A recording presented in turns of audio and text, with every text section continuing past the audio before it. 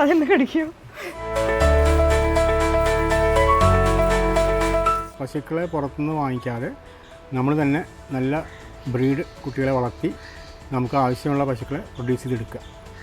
ഒന്ന്. രണ്ടാമത്തെ കാര്യം, ഉണ്ടാകുന്ന പാലിൻ്റെ 80% എങ്കിലും നമുക്ക് ഡയറക്റ്റ് മാർക്കറ്റ് എന്ന് വെച്ചാൽ മാർക്കറ്റ് വിലയ്ക്ക് വിൽക്കാൻ പറ്റുക. ബാക്കി സൊസൈറ്റിയുടെ സൈഡിൽ സപ്പോർട്ട്.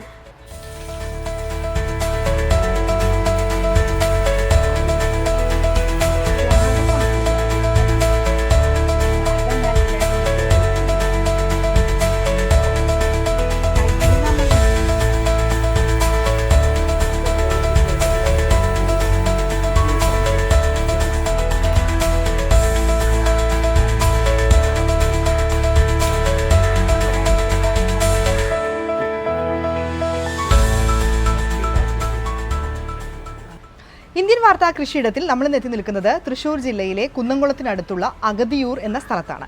ഇവിടെ കോവിലകം എന്ന വീട്ടിൽ ഹർഷൻസ് ഡയറി എന്ന പേരിൽ ഒരു ഫാം റൺ ചെയ്യുന്നുണ്ട്.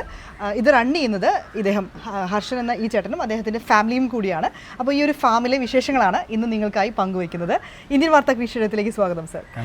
സാറും ഫാമിലിയും അല്ലെ റിട്ടയർഡ് ലൈഫിൽ ഒരു എന്റർടൈൻമെന്റ് ഒപ്പം ഒരു വരുമാനം എന്ന രീതിയിൽ നമ്മുടെ ഹർഷൻസ് ഫാം റൺ ചെയ്യുന്നു. എത്ര വർഷമായി ഇത് സ്റ്റാർട്ട് ചെയ്തിട്ട്? എങ്ങനെയാണ് ഇതിൻ്റെ ഒരു മോട്ടിവേഷൻ എന്തായിരുന്നു?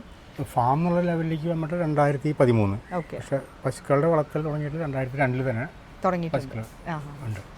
അവിടുന്ന് ഇവിടുള്ള എല്ലാ പശുക്കളും ഇവിടെ തന്നെ ജനിച്ചു വന്നിട്ടുള്ള കുട്ടികളായിട്ടുള്ള മേടിച്ചിട്ടുള്ളതല്ല. മേടിച്ച പശുക്കളുണ്ടായിരുന്നു ഇടക്കാലത്ത് വെച്ചിട്ട്. ഇപ്പോൾ ഉള്ളത് കുട്ടികളൊക്കെ ആയപ്പോൾ ഇവിടെയുള്ള കുട്ടികൾ മാത്രമേ ഉള്ളൂ ഇപ്പോൾ. എന്താ ഇവിടെ ഒരു പ്രത്യേകത? എന്താ, ഏത് ബ്രീഡാണ് ഇവിടെ? മെയിനായിട്ട് HF ജേഴ്സി ക്രോസ് ആണുള്ളത്. കുറച്ചൊരു നാടൻ്റെ ക്രോസും കൂടിയിട്ട്, പ്യുവർ ഫോം അല്ല. അതായത് രോഗപ്രതിരോധ ശക്തി കിട്ടാൻ വേണ്ടിയിട്ടുള്ള സംഗതിയാണ്. പിന്നെ അത്യുൽപാദന ശേഷിയൊക്കെ നോക്കി. അത്യുൽപാദന ശേഷി എന്ന് പറയാൻ പറ്റില്ല. നമുക്കൊരു 24 ലിറ്റേഴ്സിലും കുറവ് ആണ് ഇവിടെ കിട്ടുന്നത്. ഒരു 16 ലിറ്റർ തൊട്ട് 24 ലിറ്റർ വരെ ഡെയിലി പ്രൊഡ്യൂസ് ചെയ്യുന്ന പശുക്കളാണ്. ടോട്ടൽ ഡെയിലി നമുക്ക് എത്രയാണ് ഒരു പ്രൊഡക്ഷൻ വരുന്നത്? നമുക്കൊരു ആവറേജ് 90 ലിറ്റേഴ്സ് ഡെയിലി കിട്ടും. എങ്ങനെയാണ് അതിൻ്റെ ഒരു വിപണി? എങ്ങനെയാണ് വിപണിയിൽ 80% നമ്മൾ വിൽക്കും. ഇവിടെ തന്നെ ഡയറക്റ്റ് ആൾക്കാർ വന്ന് വാങ്ങിക്കും. ബാക്കിയുള്ളത് സൊസൈറ്റിയിൽ കൊടുക്കും. പിന്നെ മറ്റ് അനുബന്ധ മോര്, തൈര്, അതെ, ബാക്കി പാല് ബാക്കി വരികയാണെങ്കിൽ അത് തിളപ്പിച്ച് തൈരാക്കി മാറ്റും. പിന്നെ ഓർഡർ ഉണ്ടെങ്കിൽ പനീറുണ്ടാക്കി കൊടുക്കും. അതേമാതിരി നെയ്യിനാണെങ്കിൽ ഫുൾ ടൈം ഓർഡർ, ഇഷ്ടംപോലെ ഓർഡർ ഉണ്ട്. അപ്പോൾ ഈ തൈരുണ്ടാക്കുന്ന കൂട്ടത്തിൽ തന്നെ നെയ്യും ആവശ്യമുള്ളവർക്ക് പറ്റുന്ന പോലെ, എന്ന് വെച്ചാൽ ആവശ്യമുള്ളവർക്ക് കൊടുക്കാൻ പറ്റില്ല, ഉള്ള പോലെ കൊടുക്കും. നെയ്യിന് വലിയ ഡിമാൻഡ് കൂടുതല. ഇങ്ങനെയാണ് സംഭവം. ഇപ്പോൾ ശരിക്കും എയർഫോഴ്സിൽ നിന്ന് സാർ റിട്ടയർഡ് ആയതാണ്. അപ്പോൾ എങ്ങനെയാണ് ഈ റിട്ടയർഡ് ലൈഫിൽ ഇങ്ങനെ പശു വളർത്തൽ ഒരു എന്നുവെച്ചാൽ പെൻഷൻ്റെ കൂടെ അഡീഷണൽ ആയിട്ടുള്ളൊരു ഇൻകം എന്നുള്ളതാണ് പ്ലെയിൻ ആയിട്ടുള്ളത്. അപ്പോൾ അത് കഴിഞ്ഞിട്ട് ജോലി ചെയ്തിരുന്നു. ആ സമയത്തൊക്കെ എൻ്റെ ഫാമിലിയാണ് ഫാം നോക്കിക്കൊണ്ടിരുന്നത് കൂടുതലായിട്ട്. അപ്പോൾ അത് കഴിഞ്ഞ് ഏഷ്യാനെറ്റിലുള്ള ജോലി ഏഷ്യാനെറ്റിൽ വർക്ക് ചെയ്തിട്ടുണ്ട്. ഏഷ്യാനെറ്റിൽ വർക്ക് ചെയ്ത് കഴിഞ്ഞാൽ ആ ജോലി കഴിഞ്ഞപ്പോൾ പിന്നെ ഫുള്ളായിട്ട് ഞാൻ ഇൻവോൾവ്. ഓക്കെ, എങ്ങനെയാണ് ഇപ്പോൾ നമ്മുടെ ഇതിൻ്റെ ഒരു പരിപാലനം എങ്ങനെയാണ് എന്ന് പറയാമോ? പരിപാലനം വെച്ചാൽ അധികം നമ്മൾ ഫ്രീ ഫാമിങ് പറയാൻ പറ്റില്ല. കെട്ടിയിട്ടൊക്കെ ഡ്രിങ്ക് ചെയ്യാനുള്ള വെള്ളം എല്ലാം ഇവിടെ ഉണ്ട്. കറക്റ്റായിട്ട് ഓട്ടോമാറ്റിക് ഡ്രിങ്കിങ് ബോളുണ്ട്, സംഗീതം സെറ്റായിട്ടുണ്ട്, ഫാനുണ്ട്. സൗകര്യമായിട്ട് കംഫർട്ടായിട്ട് നിർത്തിയിരിക്കുന്നു. പിന്നെ ഇവിടുത്തെ പ്രത്യേകത എന്ന് വെച്ച് കഴിഞ്ഞാൽ മൂക്കയറില്ല പശുക്കൾക്ക്. ഞാൻ വന്നപ്പോൾ ശ്രദ്ധിച്ചു, മൂക്കയറില്ല പശുക്കൾക്ക്. ഞാൻ ചോദിക്കുകയും ചെയ്തു. പിന്നെ കാര്യങ്ങളെന്ന് വെച്ചാൽ മെയിനായിട്ട് എല്ലാ പശുക്കളും ഏകദേശം ഒരു വർഷം അല്ലെങ്കിൽ ഒരു വർഷം 2 മാസം ആകുമ്പോൾ പ്രസവിച്ചുകൊണ്ട് ഇരിക്കും. അങ്ങനത്തെ ഒരു സെറ്റപ്പാണ് നമ്മൾ ചെയ്യുന്നത്. അതായത് എല്ലാ സമയത്തും നമുക്ക് പാല് കിട്ടുന്ന പോലെ എന്ന് വെച്ചാൽ 2 മാസം റെസ്റ്റ് വേണ്ടി വരുന്നു. അപ്പോൾ ഒരു ആവറേജ് പ്രൊഡക്ഷൻ നിലനിൽക്കും. അപ്പോൾ അങ്ങനെ വെച്ചാൽ നമ്മൾ പശുക്കളെ പൊതുവെ പുറത്തുനിന്ന് വാങ്ങിക്കണില്ല, ഇവിടെ തന്നെ. ഇവരുടെയൊക്കെ കുട്ടികളായിരിക്കും അവിടെ ഒരു ഭാഗത്തൊക്കെ കുട്ടികളെ മാറ്റി നിർത്തിയിരിക്കുന്നു. അപ്പോൾ നമ്മൾ പശുക്കളെ വിൽക്കുകയാണ് ചെയ്യുന്നത് കൂടുതലായിട്ടും. വാങ്ങിക്കുക എന്നുള്ള സംഭവം വളരെ കുറവാണ്. അതാണ് ഈ ഫാമിൻ്റെ പ്രത്യേകത.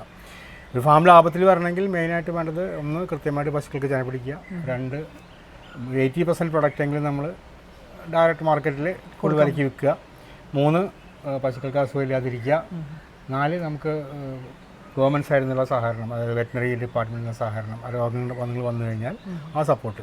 ഈ 4 കാര്യങ്ങളുണ്ടെങ്കിൽ നമുക്ക് ലാഭകരമായിട്ട് കൊണ്ടു അപ്പോൾ അതൊക്കെ നന്നായി പോകുന്നു എല്ലാ കാര്യങ്ങളും അല്ലേ? എങ്ങനെയുണ്ട് വെറ്റിനറി ഡിപ്പാർട്ട്മെന്റ് ഒക്കെ ഒരു സപ്പോർട്ട് വളരെ നല്ല സപ്പോർട്ടീവാണ് എല്ലാ കാര്യത്തിലും ഉണ്ടാവും എല്ലാ കാര്യങ്ങളും. അങ്ങനെ തന്നെയല്ലേ ഇപ്പം ചെന്നപ്പിടി ഒക്കെ അതെ, അവർ അതിന് അവിടെ ചികിത്സകളും കാര്യങ്ങളും ഒക്കെ ചെയ്യും. ആർട്ടിഫിഷ്യൽ ഇൻസെമിനേഷനാണ് ചെയ്യുന്നത്. ഓക്കെ പിന്നെ ഹൈ ബ്രീഡിലേക്കാണ് ബ്രീഡിംഗ് ആണ് ശ്രദ്ധിക്കേണ്ടത്. ഓക്കെ വെറുതെ ക്രോസ് ബ്രീഡ് ചെയ്ത് അങ്ങനെ ഇതാക്കുന്നില്ല. ബ്രീഡിംഗ് ശ്രദ്ധിച്ചിട്ട് നല്ല ബ്രീഡുള്ള കുട്ടികളെ നിർത്തുന്നത്. ഓക്കെ പിന്നെ മെയിലാണെങ്കിൽ നമ്മൾ വിൽക്കും, ഓക്കെ കുറച്ച് വലുതാവുമ്പോൾ വിൽക്കും. കുറച്ച് വലുതാകുമ്പോൾ അങ്ങനെ ചെയ്യും. പിന്നെ ഇവിടെ തീറ്റപ്പുല്ല് അല്ലേ, ഒരു ഏക്കറിലൊക്കെ തീറ്റപ്പുല്ല് തന്നെ ചെയ്യുന്നുണ്ട്. അത് ശരിക്കും ഈ ഒരു പാലുൽപാദനത്തിനൊക്കെ നല്ലതാ അല്ലേ? തീറ്റപ്പുല്ല് നിർബന്ധമായിട്ടും വേണം. പച്ചപ്പുല്ല് വേണം, കൂടുതൽ കൊടുക്കും. ശരിക്കും അതിന് വേണ്ടി എനിക്ക് ഇവിടെ തെങ്ങിന് ഇടവേളയായിട്ട് മെയിനായിട്ട് അവിടെ തെങ്ങാണ്. എത്ര ഏക്കർ ഉണ്ട് മൊത്തം നമ്മുടെ ഈ ഒരു സ്ഥലം? മൊത്തം ഒരു 2 ഏക്കർ താഴെ. 2 ഏക്കർ ഉണ്ട്. ഓക്കെ. അതിൽ ഈ പറഞ്ഞ പോലെ കവുങ്ങ്, തെങ്ങ്, വാഴ. ഈ കവുങ്ങിനൊക്കെ വില കൂടി വരില്ല. അപ്പോൾ അതൊക്കെ ശരിക്കും യൂസ് ചെയ്യാൻ പറ്റിയിട്ടുണ്ടോ? കവുങ്ങിൻ്റെ ശരിക്കും പറഞ്ഞാൽ രോഗങ്ങളുണ്ട്, അല്ലെങ്കിൽ അത് യൂസ് ചെയ്യാൻ പറ്റും, ഭാവിയിൽ അത് യൂസ് ചെയ്യാൻ പറ്റും, സംശയം ഉണ്ടാവില്ല.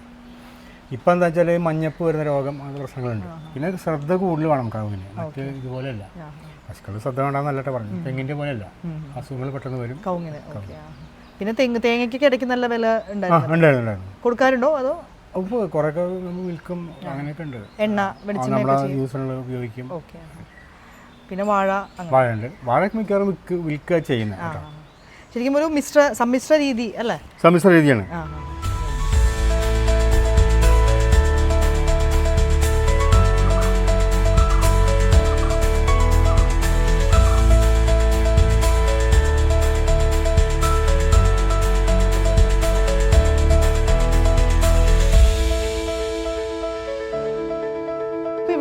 നമ്മുടെ ചാണകമൊക്കെ ഇങ്ങനെ പൊടിച്ച് കൊടുക്കും അല്ലേ? അതിനുവേണ്ടി ഇവിടെ ഒരു ഏരിയ ഉണക്കി പൊടിച്ച് കൊടുക്കും. നമുക്ക് വേറെ ചാണകം കൊണ്ട് അങ്ങനെ വേസ്റ്റിൻ്റെ സംഭവമില്ല.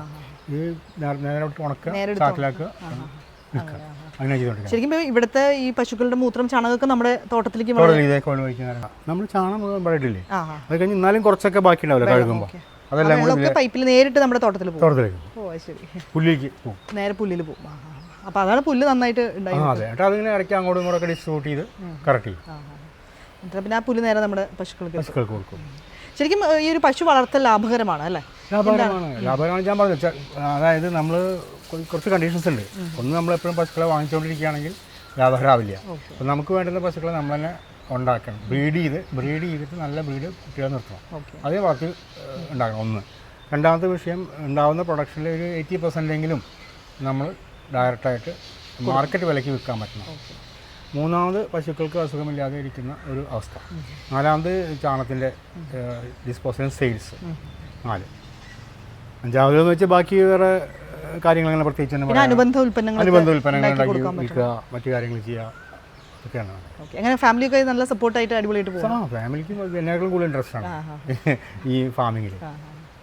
ഇപ്പോൾ അവർ ഇല്ല, അവിടെ ഇല്ല എന്ന് മാത്രം. അപ്പോൾ തന്നെ നന്നായി പോകുന്നു അല്ലേ? എനിക്ക് കുഴപ്പമില്ല. എന്ന് വെച്ച് കഴിഞ്ഞാൽ എൻ്റെ ഒരു സെൽഫ് എംപ്ലോയ്മെൻറ്റ് എന്ന് പറയാം. ഹെൽപ്പ് ചെയ്യാനൊക്കെ? അപ്പോൾ ഹെൽപ്പ് ചെയ്യാൻ ഒരു ഹെൽപ്പറുണ്ട്, ഒരാളുണ്ട്. അത് പുല്ല് വെട്ടി കൊണ്ടുവരിക, ക്ലീൻ ചെയ്യുക, കാലത്ത് കറക്റ്റ്. പാല് കറക്കലൊക്കെ പിന്നെ മെഷീനൈസ്ഡ് അല്ല, മെഷീൻ ഉണ്ട്, പക്ഷേ നമ്മൾ കൈ കൊണ്ടാണ് ഇപ്പോൾ. ഇവരൊക്കെ വർക്കേഴ്സ് വരുമ്പോൾ അങ്ങനെ ചെയ്യാം. ഞാനും കുറച്ച് കറക്കും, കുറച്ച് അവരും കറക്കും, അങ്ങനെ ആളുകൾ ഇവിടെ വന്ന് വാങ്ങിക്കും അല്ലേ? ഇവിടെ വന്ന് വാങ്ങിക്കും. പിന്നെ അത് കൊണ്ടുകൊടുക്കേണ്ട ഒരു ബുദ്ധിമുട്ടില്ല. കൊണ്ടുകൊടുക്കൽ സൊസൈറ്റിയിൽ മാത്രം. സൊസൈറ്റിയിൽ കൊടുക്കും.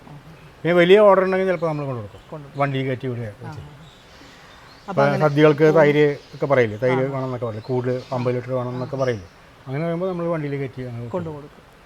അപ്പോൾ എന്തായാലും ഈ ഒരു ഫാം എന്നൊക്കെ പറയുന്നത് ഒരു ലാഭകരമാണ്. അത് കറക്റ്റായിട്ട് മെയിൻറ്റെയിൻ ചെയ്ത് അല്ലേ, ശാസ്ത്രീയമായി കൊണ്ടുപോയാൽ. അതാണ് മെയിൻ.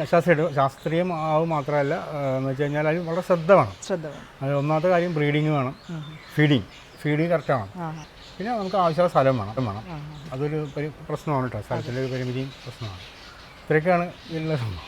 അപ്പോൾ എന്തായാലും വളരെ സന്തോഷം ഈ ഒരു ഹർഷൻസ് ഡയറി ഫാം നമ്മുടെ പ്രേക്ഷകർക്ക് പരിചയപ്പെടുത്താൻ കഴിഞ്ഞത്. നമ്മൾ ഒരുപാട് ഡയറി ഫാംസ് നമ്മൾ ഇൻട്രൊഡ്യൂസ് ചെയ്തിട്ടുണ്ട്, എല്ലാം ഒരു ഡിഫറെൻറ്റ് കോൺസെപ്റ്റിൽ പോകുന്നതൊക്കെയാണ്.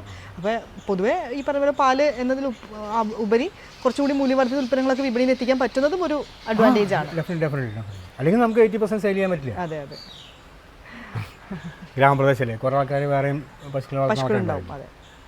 അപ്പോൾ എന്തായാലും ഇതുപോലെ തന്നെ സക്സസ്ഫുൾ ആയിട്ട് പോട്ടെ എന്ന് ഞങ്ങളും ഇന്ത്യൻ വാർത്തയും ആശംസിക്കുന്നു. ഇതുപോലെ വ്യത്യസ്തമായ മറ്റൊരു കൃഷിയുടെ കാഴ്ചയുമായി വീണ്ടും കാണാം. നമസ്കാരം. Thank you.